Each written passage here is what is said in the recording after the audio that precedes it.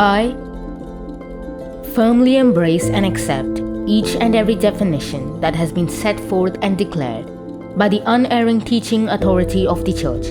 especially those principal truths which are directly opposed to the errors of this day.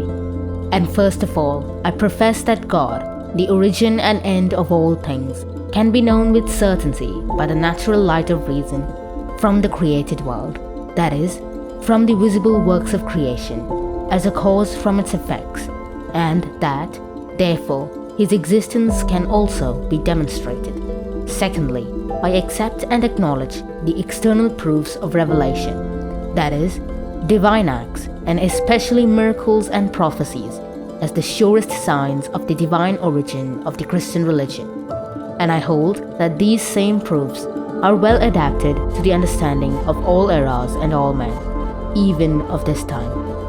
Thirdly, I believe with equally firm faith that the Church, the guardian and teacher of the revealed word, was personally instituted by the real and historical Christ when he lived among us, and that the Church was built upon Peter, the prince of the apostolic hierarchy, and his successors for the duration of time. Fourthly, I sincerely hold that the doctrine of faith was handed down to us from the apostles through the Orthodox Fathers in exactly the same meaning and always in the same purport. Therefore, I entirely reject the heretical misrepresentation that dogmas evolve and change from one meaning to another, different from the one which the Church held previously. I also condemn every error according to which, in place of the divine deposit which has been given to the spouse of Christ to be carefully guarded by her, there is put a philosophical figment or product of a human conscience that has gradually been developed by human effort and will continue to develop indefinitely. Fifthly, I hold with certainty and sincerely confess that faith is not a blind sentiment of religion welling up from the depths of the subconscious under the impulse of the heart and the motion of a will trained to morality, but faith is a genuine assent of the intellect to truth, received by hearing from an external source. By this assent, because of the authority of the supremely truthful God, we believe to be true that which has been revealed and attested to by a personal God, our Creator and Lord.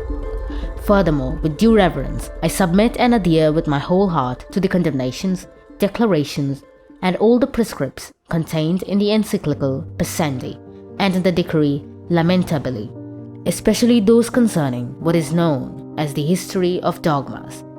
I also reject the error of those who say that the faith held by the Church can contradict history and that Catholic dogmas, in the sense in which they are now understood, are irreconcilable with the more realistic view of the origins of the Christian religion.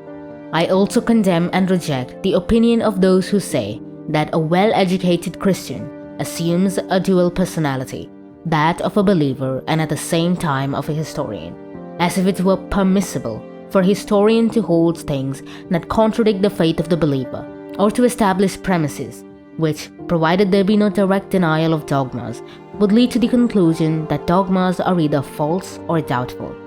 Likewise, I reject that method of judging and interpreting sacred scripture, which, departing from the tradition of the Church, the analogy of faith, and the norms of the Apostolic See, embraces the misrepresentations of the rationalists, and with no prudence or restraint, adopts textual criticism as the one and supreme norm. Furthermore, I reject the opinion of those who hold that a professor lecturing or writing on a historico-theological subject should first put aside any preconceived opinion about the supernatural origin of Catholic tradition, or about the divine promise of help to preserve all revealed truth forever,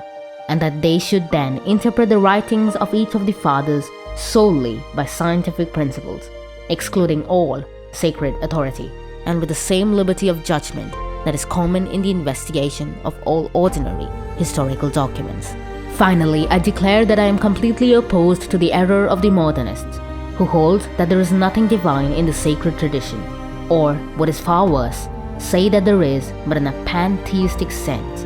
with the result that there would remain nothing but this plain simple fact, one to be put on a par with the ordinary facts of history, the fact, namely, that a group of men by their own labor, skill and talent have continued through subsequent ages, a school begun by Christ and his apostles. I firmly hold then, and shall hold to my dying breath, the belief of the fathers in the charism of truth, which certainly is, was, and always will be, in the succession of the episcopacy from the apostles. The purpose of this is, then, not that dogma may be tailored according to what seems better and more suited to the culture of each age, rather that the absolute and immutable truth preached by the apostles from the beginning may never be believed to be different, may never be understood in any other way. I promise that I shall keep all these articles faithfully, entirely and sincerely, and guard them inviolate, in no way deviating from them, in teaching or in any way, in word or in writing. Thus I promise, this I swear, so help me God.